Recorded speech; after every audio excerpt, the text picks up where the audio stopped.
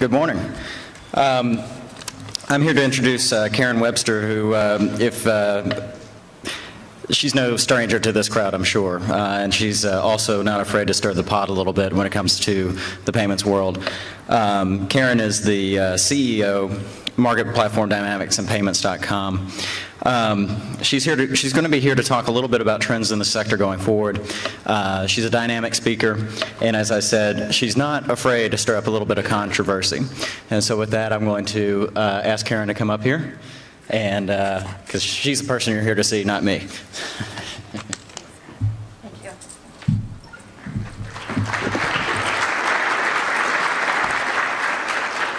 Thanks, everyone. Good morning, Atlanta. So I posted to my Facebook page last night that Hotlanta wasn't. It was very cold, and I feel a little responsible for bringing the cold weather with me. As many of you know, I live in Boston, and at least it didn't snow here. It actually we had a little bit of mixed precipitation yesterday, which was a real wake-up call. So happily, I'm headed to California after this, where the weather is always lovely. I thought I would take a little bit of time this morning and give you a perspective on payments for 2014 and forward. And as I was thinking about how to do that, I was reminded by something my mother always talked about when I was growing up that was cemented after I read an article on CNN about psychologists recently giving a lot of credence to this notion of the sixth sense.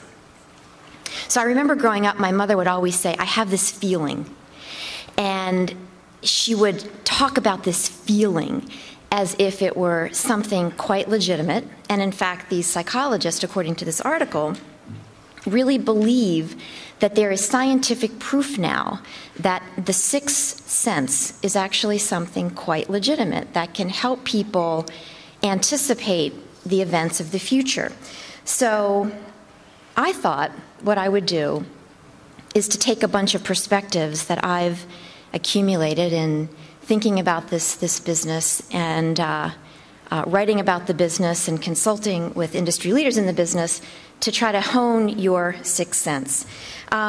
Because I think the one piece of good news that these psychologists suggested was that contrary to popular belief, the sixth sense is really not a result of being really well in tune with the Earth's magnetic force field, which gives people some supernatural ability to kind of conjure up those vibrations to anticipate the future. So that's a good thing. So you don't have to have that to have a sixth sense. Nor do you have to go to the trouble of actually seeking out supernatural intervention to think a little bit about what's likely to happen in the future, because I think that would be a little bit risky, especially since you just never know who's going to be sitting on the other side of that crystal ball. Really, the best sixth sense is from the ability to just be more in tune with a number of things that you process based on observing the trends and the people around you and your own circumstances. And so, in spite of the fact that this is a little play on the movie The Sixth Sense, I don't know whether anyone saw the Bruce Willis movie. It was kind of a good movie, where this little guy is seeing debt people having accumulated a lot of expensive student loans. Hopefully, what I'm going to share is a little bit of perspective on 6 things that I think really will shape the direction of payments, not just in 2014, but in the decade to come. So there are 6 things. We're going to go through these one by one, and then hopefully we'll have a little bit of time for interaction and discussion. These 6 things are: payments become invisible, they move to the cloud, creative destruction is the new norm, business models crumble, consumers will decide, and change sets its own pace. So kind of bold, provocative. You'll see some of them in terms of the proof points that I've used to support them, but things to think about. But But I want to start with kind of a core proposition that sets the context for these 6 forces, and that is that the future of payments really isn't about making and receiving payments. And I know that that sounds perhaps a little fresh, maybe even a little cliche, but the idea that innovation in this sector is going to be focused on fixing what most consumers and merchants don't perceive as a problem is really a false promise and not something to really invest in. And it really does minimize the opportunity that the mashup of connected devices and the cloud and data really presents to the sector to create lots of opportunities for merchants and consumers to interact in ways that were never before possible. And what that does, however, is moves payment from the foreground to the background. It's still important, but it comes at the end, doesn't really drive a lot of decisioning on the part of innovators and merchants. But it's a really important concept that drives and shapes the 6 forces that I just talked about. It won't define the business model going forward, but it will actually define who wins and who loses as we look at this industry transform over the next several years. So if the future of payments isn't about payments, what is it about? Well, it's about mobile commerce, digital commerce, whatever you want to describe it, but it's this.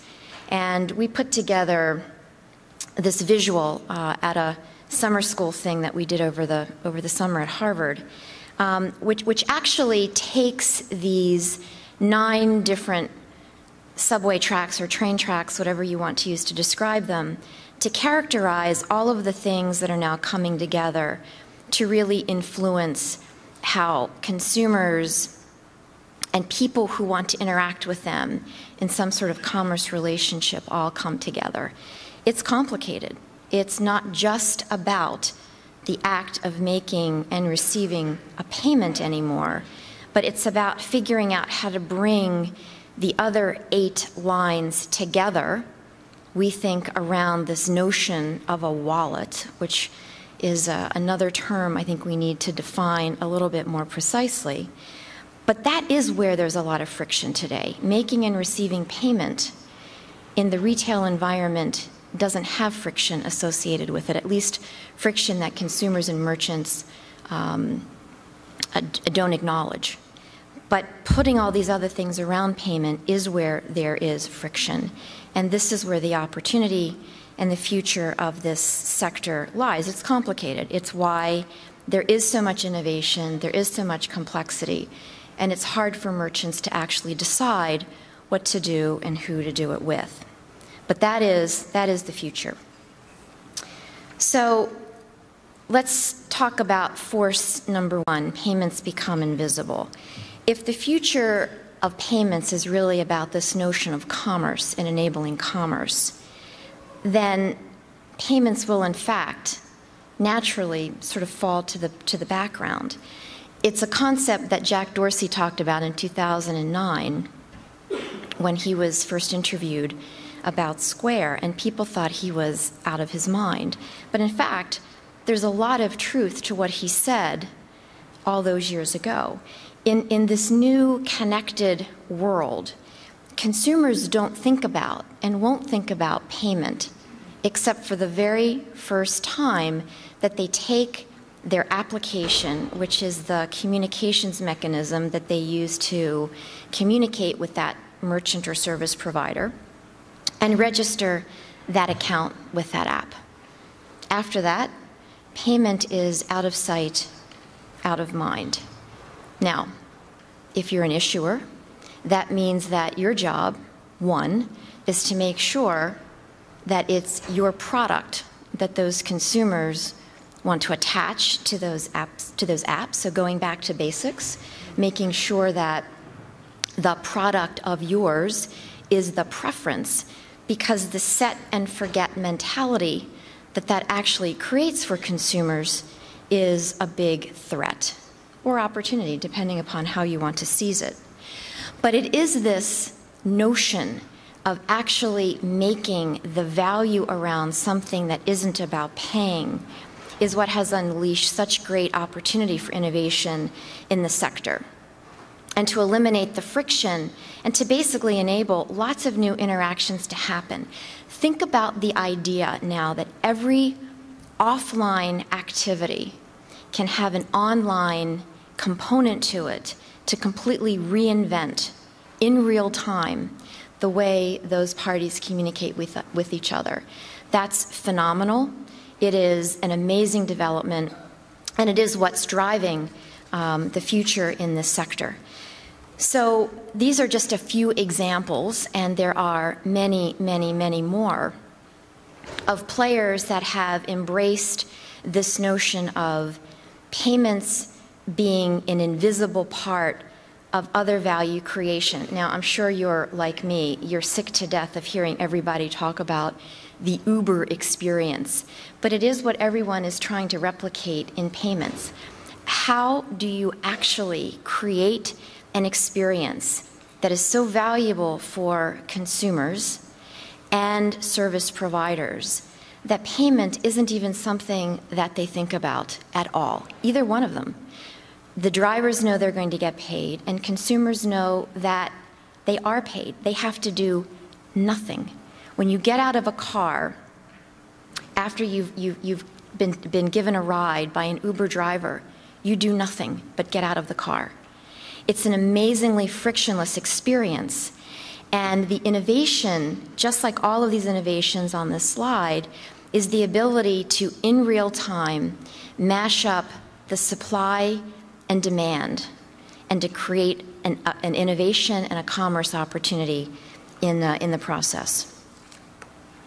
Okay, let's talk about payments moving to the cloud. I've tried to ease us into the controversial part. It gets a little bit more controversial as I go through the slides, as you'll see. I'm hoping not to offend too many people in the room. But if you think about this idea of payments being invisible, and the world going forward being not about making and receiving payments, then it has to be about transacting between connected devices that happens via the cloud. Because the cloud is what opens up this important two-way communication between service providers and the consumers that they're trying to reach. Now, I think that advantages players that started out that way. That's why you're seeing a lot of players who started life as technology companies and software companies really leading the way. They're not bound by legacy environments. They're also thinking differently about how value is in fact created. They think about value first and payment second. Now, there's a tremendous opportunity for those whose expertise is in enabling that through legacy infrastructure. But it is about the cloud and creating value first that these players are focused on, and that's what they've actually gone out and done. The cloud also does something important as well. If you think about the future not being bound by hardware and devices, but the software that connects those devices, and we're starting to see this now in real time, it democratizes the merchant playing field in a way that was never before possible. Because these software platforms enable even the smallest of merchants to have the same level of sophistication in dealing with their customers that was once only the domain of the larger merchants. And that's exciting and that's interesting. For $400, you know, the little cupcake guy can have the same loyalty programs and inventory management and store operations that were once a very expensive add-on that was out of their reach.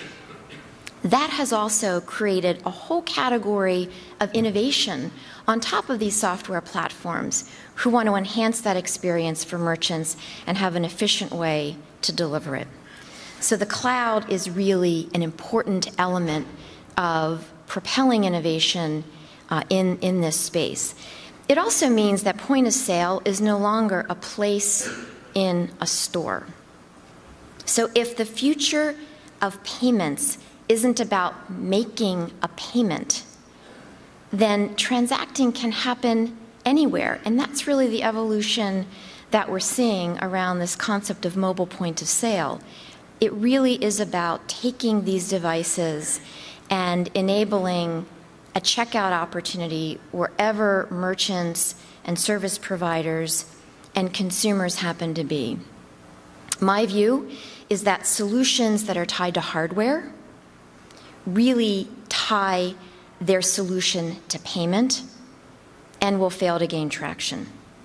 Tomorrow, the world will belong to players who embrace the platform and the cloud and connected devices and apps and can use those to deliver real value and new revenue opportunities to the ecosystem. Okay, so this sets up this notion of creative destruction. And the takeaway here is that there's a whole host of players that are entering this space now because they can. Because the idea of connected devices and the cloud has removed the barriers to entry that once existed in this space. As I mentioned, these players aren't tied to legacy systems or organizations or the inertia of large incumbent organizations, and they can be quick and they can be nimble. On the plane ride out last night, I was reading an article about the Affordable Care Act and its problems with implementation. And one of the comments that the writer made on the piece was the selection of contractors for the project. And in his opinion, the selection was made to be safe because the risk of actually hiring, the Silicon Valley hotshots was too great. Didn't fit the culture, didn't fit the RFP spec, didn't fit the government way of doing business. So here we are. Failure and risk in an environment of innovators and incumbents is just another day at the office. These new guys thrive on it. They know how to pivot. They know how to build lean organizations. And they chase opportunity. They're getting traction, and it may in fact be that those who lead and dominate in the next 50 years of payments as we make this shift look a lot different than those who got us here. Now, we've all seen this movie before, and I'm not going to go through this slide. It's too much to absorb. But one of the drivers for the rapid evolution and the change in some of the composition of the industries that we know so well, telephone, movies, music, and even shopping, has been technology. What used to take 30, 50, 70, 100 years to get significant penetration around a new innovation takes 6, 7, 10. It is incredibly interesting when you go back to history and you think about the fact that it took 70 years before 63% of people living in the US had a landline phone. Apple introduced the iPhone and really stimulated the market in 2007. In just 6 years, the smartphone penetration in the US is about at that level. I mean, it's an amazing development. Technology is really shrinking the way in which our cycles and our consumption patterns and how we consume information and obviously shop and introduce commerce into this environment is really happening. Regulation is also a factor. There's no denying that one of the advantages that young players coming into this space have is that they're not bound by a lot of the regulatory inferences and constraints that incumbent players have. They've chosen in many cases to roll the dice and to ignore it until they get to a point where in fact they then have to deal with it. And it's a bit of a cautionary tale. You're going to hear from Mark Laval a little bit later today. And I found a quote that he gave to Bloomberg earlier in the year, where he basically made the point that if Bill Me Later were starting today, it would never get off the ground. The regulatory impediments have grown so restrictive and so difficult that they wouldn't have been able to allocate resources to both innovate their company and to deal with the compliance. And that's unfortunate. It's unfortunate because when you have investors looking at this space today and the unpredictability of how regulation may in fact evolve over the next several years, it's difficult to put down money in investing in this sector if you're not sure whether the allocation of that capital is going to be diverted away from innovation to complying with regulation. So it's a bit of a cautionary tale and something that I think we all need to grapple with and really come to grips with. But the mashup or the technology and regulatory forces are really creating lots of interesting combinations in this space and really shifting the balance of power in ways that perhaps we would have never imagined even 3 or 4 years ago. So the idea that Walmart and Serve are now creating an alternative banking platform for what they characterize as the unhappily banked is amazing, including distributing checks. PayPal and Discover licensing its network to create a catalyst for innovation, enabling acceptance for PayPal at their 8 million merchants. Question marks abound about Chase and what Chase Merchant Services is going to do. Is that going to become a network? And if so, how does that shift the balance of power with the existing network organization? I think what's likely to happen over the next couple of years is that the four-party system that has come to characterize this space will in fact change a lot, because I think there are players that have assets that can make that change. I interviewed Deckers Davidson 2 weeks ago, and I asked him pointedly, so what is MCX? Is it a confederation of interoperable store cards, or is it a merchant network in the network sense of the world as we in payments define it?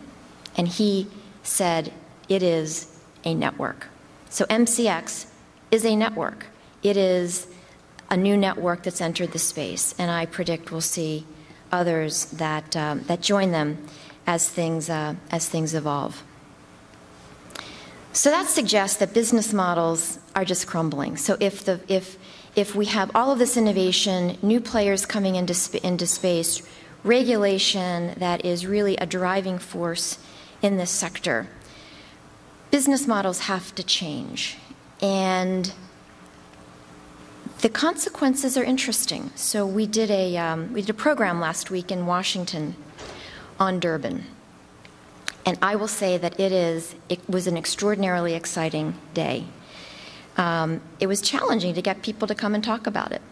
The lawyers representing the merchants were very eager to do that, as you can imagine. But it is very clear, very, very clear, that merchants no longer want to pay for acceptance. Now, we can all argue that that is misdirected, misdefined, wrong, not right, but it is a reality. They don't value it. They don't want to pay for it. What they value is the ability to own that customer relationship and control it, and to own that data. They believe that that customer is theirs. So that, I think, will set up a lot of wheels in motion around defining and developing business models that perhaps align to what merchants perceive the value that is created by the commerce ecosystem can in fact set up for them. The one thing that I think is very interesting about all of this business model discussion is how we kind of set the consumer off to the side. We released a paper at this conference, or a little before the conference, that suggested that as a result of the Durbin regulation as it stands today, consumers are net losers by the tune of $22 billion.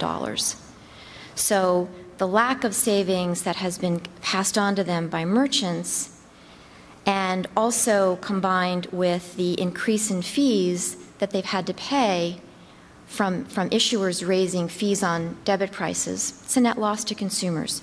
So business models need to consider the role of the consumer as well in divining new things that meet all parties. It's not easy to do, especially in these very complicated ecosystem.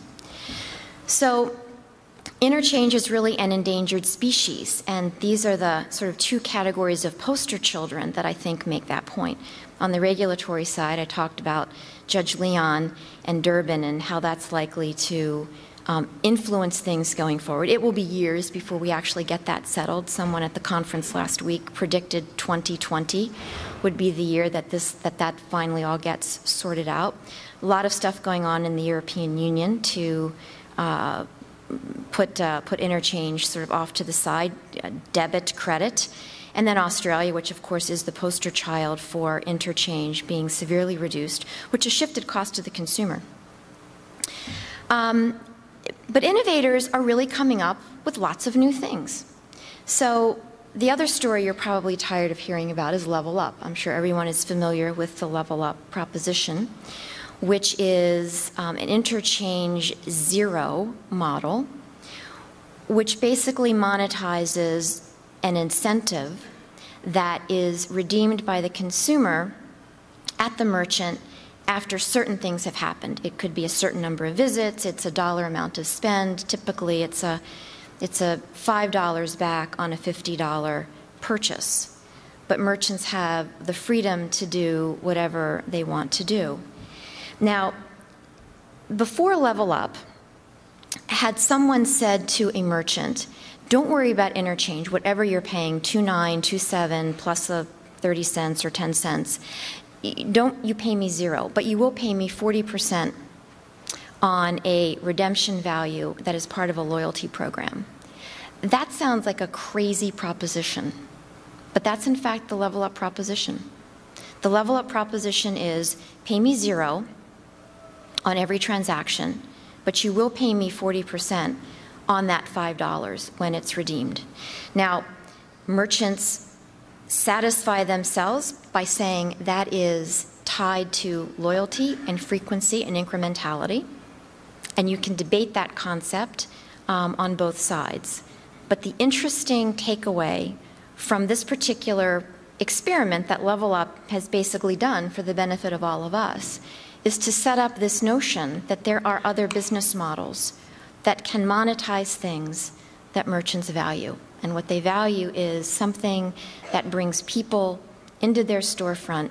And interestingly enough, payment with that app becomes the proof point for actually producing a receipt that says, Joe spent $50, he now gets $5 back, and you're going to pay me on that. So it's a very, very, very interesting proposition. Of course, the other potential business model threat risk is all of these players that have registered accounts, just move them to a different payment rail, setting up a whole nother scheme that can in fact borrow bits and pieces of business model innovation from lots of existing players and leveraging assets that give them lots of interesting possibilities. I wanted to pose this comment. There was something that came out yesterday from Nielsen that basically reported that for the first time in 20 years, debit volume declined. Now, it was small, but it was pretty surprising to a lot of people in the space. So the report suggested that, well, people just run out of money, and when they run out of money in their checking accounts, they use credit. We don't know enough to know exactly all of the reason for that, but I want to posit a hypothesis that we'll be looking at in a little bit more detail. At the same time, debit declined a little bit. Two things didn't: discretionary spending via e-commerce and spending online using mobile devices. Now, what do we know to be true about both of those situations? Consumers overwhelmingly attach credit products to those apps. Could it be that some of this decline is attributed a little bit to the fact that we are starting to see a little bit of movement with the embrace of not mobile commerce physically in store, but more activity online with mobile devices where credit cards are attached? Hard to know. But I think it's an interesting thing to watch and to monitor, and certainly has an implication on business models as we think about it going forward. Okay, just taking a quick check of time. I'm still in good shape. So force number 5. So we all like to think that we have the power to decide who wins and who loses. And it's really about the consumer. So they hold that power. And they'll actually determine what happens in this space. Obviously, we can all influence that to a large degree. But consumers have to see the value in this new world that we are introducing them to. Otherwise, they won't. And I think we've seen evidence of that as we've seen some of these experiments play out over the last 5, 7, 10 years in the mobile space. And if consumers don't see value, merchants won't either. And the one thing that will get merchants to change what they do and invest in something that is different than what they have now is seeing evidence that consumers are willing to adopt something. Now, this is not an easy thing to do, because I think, as we all know, we're all consumers and we're creatures of habit. And getting us to change for anything is generally difficult, time-consuming, requires an incentive, and all of that is expensive and has to be really thought through. It relates to the business model point that I just made.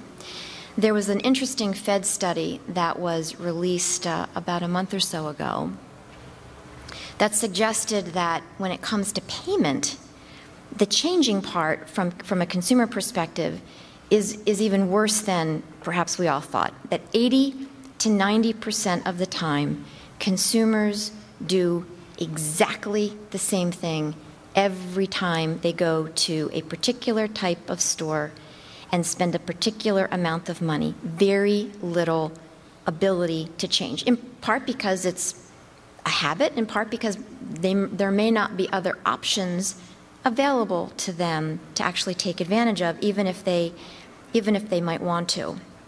So the consumer deciding piece is really important. Getting them to think about deciding and doing some new things is where it could get, I think, really, really interesting. And it's, I think, going to be a different conversation with consumers than we've had over the years. So it's not about giving them points for stuff. Points were okay when that was all there was, because you got points and that was all you did. But I think consumers have wisened up to the fact that points don't have the value that they once did. There was a little snippet this morning on the merger of American and U.S. Airways, and how the first thing that's going to happen is the mileage redemption points are going to be devalued. I mean, consumers know this. It's why they didn't ever redeem their points. Who wants to spend 400,000 points to get a pen? But what they do want is they want things that do two things: save them time or save them money. And, you know, bingo, bingo, if you can actually do both. The quote on the save me time part that I saw yesterday in the New York Times, or I forget, it was the New York Times or Wall Street Journal, one of the two, about the woman who shops at Amazon, I thought was really telling. She'll spend more for the convenience of buying online because it's a hassle to take her kids out. Why would she want to do that? And then, of course, we've all gotten used to saving money in terms of, you know, what apps can do in terms of producing coupons and the kind of real-time incentives that are made possible by these applications. The one final point that I'll make in terms of consumers seeing value is that I don't think, in order to adopt the next wave of mobile innovation, that it has to be ubiquitous. I think Starbucks has given us that data point, that as long as it is valuable in the stores that consumers use and like to use, it is something that they will embrace. And perhaps the greatest innovation of the next 10 years is an attractive little thing that holds your smartphone and 2 credit cards and your license and a $20 bill. Because I think it'll take 10 years for us to get to the point where perhaps the smartphone is all we really need. I won't go into this because I know each of you has your own, you know, view of what, in fact, you know, the next set of value-producing applications for merchants might be, but it really is about the things that we all gravitate to. It's free shipping. It's building a shopping list that reminds you when you need to go and get things, and actually goes and orders it for you, ordering ahead and paying for it so that you don't have to stand in line getting lunch. All the little things that go back to this value where it's not about the physical act of paying, but making other things that are highly, highly inconvenient easy, is really, I think, where things are moving. The final point is change. So, you know, how many times have you been asked or asked yourself, so how long will this take? You know, the fresh side of me says, whatever you've heard, multiply by 2. But I don't think we actually know, and predictions are a very dangerous game when it comes to saying with definition, it will be 10 years from today.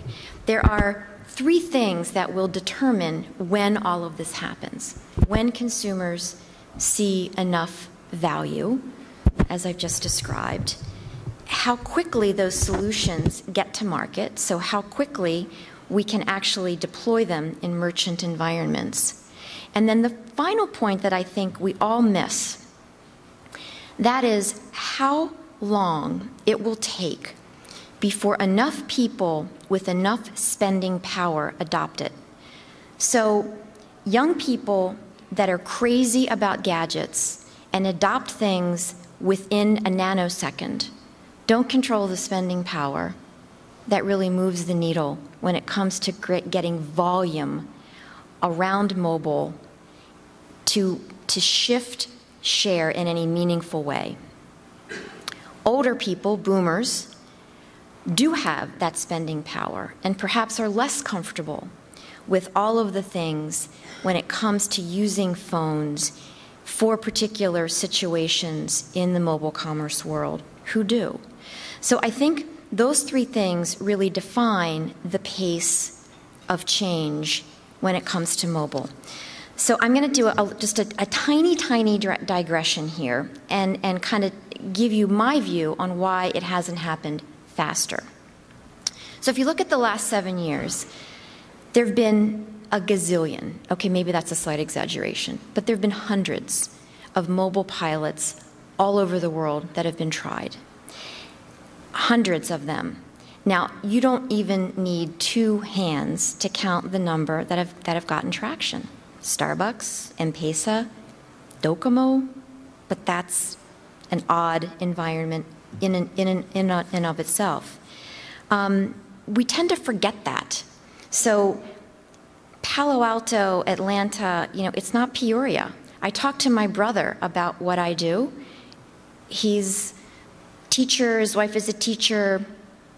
He doesn't get it, doesn't understand why it's so important that there is this fervor toward mobile payments. Hasn't ever seen anybody do it, doesn't understand why anybody would want to do it. So we all live in our little early adopter bubbles, but the rest of the world has never used mobile payments outside of maybe getting their coffee at Starbucks. So the penetration of mobile at the physical point of sale, which is where everyone is focused because it's where 95% of spend happens, is virtually zero. So this is where I'm going to offend, I know, at least a few people in this room. One of the reasons that we haven't moved faster is that NFC has been the rallying cry of mobile payments over the last decade. I wrote something on this on payments.com and published it maybe a month or so ago. And what is amazing about this particular chart, it's a little hard to read here, is that when analysts predicted the explosive growth of NFC, every time they released a new forecast, the starting point was appreciably lower than the forecast that they issued a year prior or 2 years prior. So we coined this the shrinking inevitable technology, that in fact it has never gotten the traction that everyone thought that it would or should, not because the technology isn't good, but because it set up a very complicated set of decisions on the part of all the stakeholders that were just too hard to reconcile.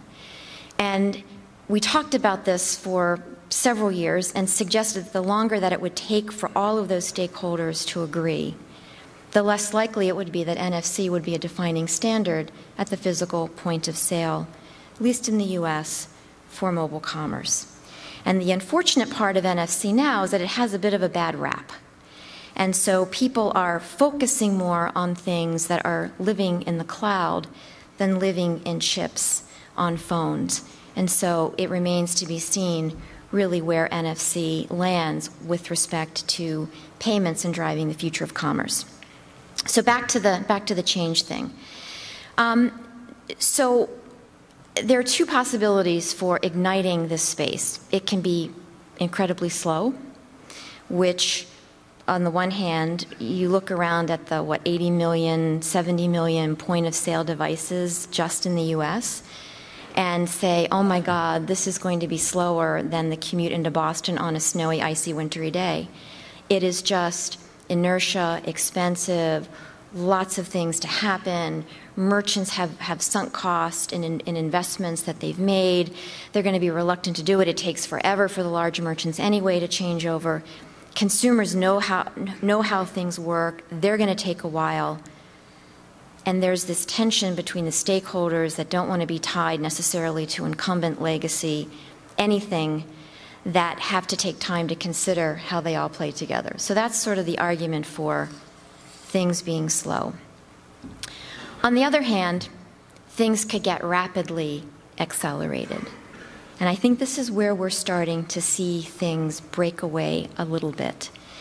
I think once there was a realization within the ecosystem that the cloud presents lots of opportunity and innovation for people to take advantage of, I think we're starting to see some really interesting things develop around powerful ecosystems and the merchant realization that if they don't innovate at the physical retail point of sale, they will be dead. That is a fact. That sets up an environment where there's a lot of competition now, stimulated by the cloud, by these software platforms, through these connected devices, where app developers just want to develop that cool thing that's going to create the value for merchants and deliver the value to consumers. And that's what's getting consumers and merchants and the ecosystem really fired up. We talk about the black swan. Everybody thinks it's Apple. The black swan could be Apple. It could be a powerful ecosystem of existing players that create a solution that is so compelling for consumers and merchants that everyone adopts. So, where does that leave us? In closing, couple things. If you remember a few things, here's what I'd like you to remember. The future is about buying, not making and receiving payment. And there's going to be a whole wave of innovation around new players and commerce platforms where now payment is something that can be attached to other activities that deliver value and create new ecosystems. It's a really powerful and phenomenal opportunity. Competitors can come from everywhere. There are so many new players. Not all of them will live. In fact, most of them won't live. But we can learn from all of them and observe how they're going to market, what technology they're using, and how they're getting consumers and merchants to respond. And I think that's exciting. I think the traditional FIs are tough. I think it's a tough future for the traditional issuer. In spite of the, you have Elizabeth Warren wanting to put everybody in jail, the lovely senator from the state of Massachusetts. Regulation is actually creating a real unintended consequence of the traditional players withdrawing from delivering the services that consumers and small businesses really need. And that's unfortunate. But there are a lot of players that are stepping in to fill that gap. And I think issuers have a lot of rethinking to do in terms of where they fit and how they play and how they monetize their services and capabilities. A lot of new options and opportunities that I think they can take advantage of. Incumbents, I think, need to think differently. And nowhere is this more relevant, I think, than in this land grab for digital wallets. Look at the players today who are actually dominating in that world. They didn't start out in the physical retail world and try to innovate that. They innovated online and are moving into the physical point of sale because they believe that you can do point of sale via the cloud, via an app, via a connected device without having to interface physically with a point of sale device. This slide is another slide that we could talk for a couple of hours on. But interesting to think that the dominant players today at the physical point of sale have ceded ground to a lot of the players who came out of a very different mindset. Now, before you feel too sorry for the networks and the issuers, I talked a little bit about this phenomenon of attaching credit products to mobile devices or mobile accounts and apps that are used by connected devices. It'll be an interesting thing to see how this world actually does evolve and whether the business model and the interchange issues that are plaguing us with Durbin in fact become almost neutralized because the payment methods that consumers are using in this new world are actually credit products that merchants spend more money for, not only because they're credit, but at least today they're also card not present. Merchants have to be sold, so I think this point is something everyone in this room understands. Merchants want to know three things. What is the technology that I'm supposed to really adopt? Do I do EMV? Do I not? NFC, QR, what is it? I think there's been a lack of clarity around that for them and a reluctance to make big investments. They want to know what about you are proposing brings them incremental customers and volume. Show me the technology, show me the customers, and show me the money. Just say no to things. I mean, you don't have to say yes to everything. So, Bitcoin, this is crazy. This is one thing that you should say. It's fascinating. It is an example of innovation in a very persuasive way. It's taken all the wonderful things that we love about cash, anonymous, untraceable, has made it digital, but that's exactly why it is no. Its killer app is bad stuff. Who wants to be invested in the Silk Road at this point with whatever this dude's name is who's in jail. Governments aren't likely to make this happen. The way to make Bitcoin successful is what would actually kill it. Governments are going to crack down on it. People will lose interest.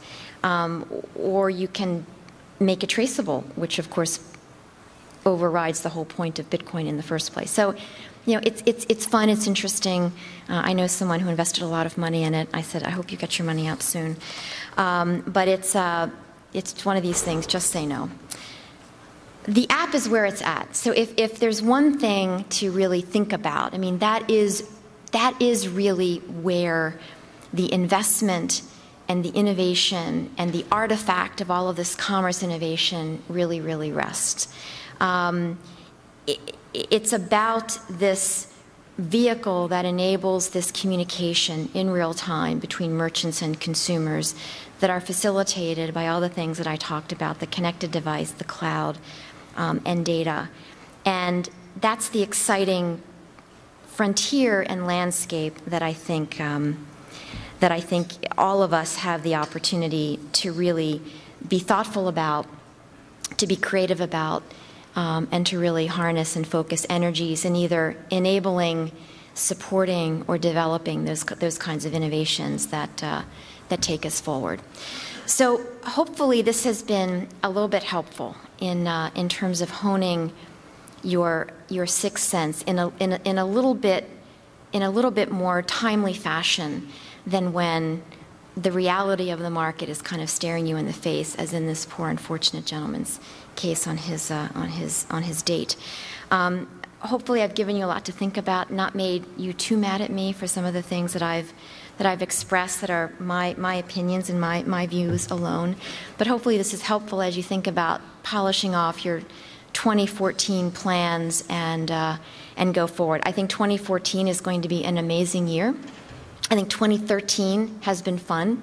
I think we'll start to see a lot of really interesting things ratchet up in the year to come that will set the stage for how this sector evolves over the coming 5 to 10 years. So thank you very much for your time. I really appreciated being with you this morning. Thank you.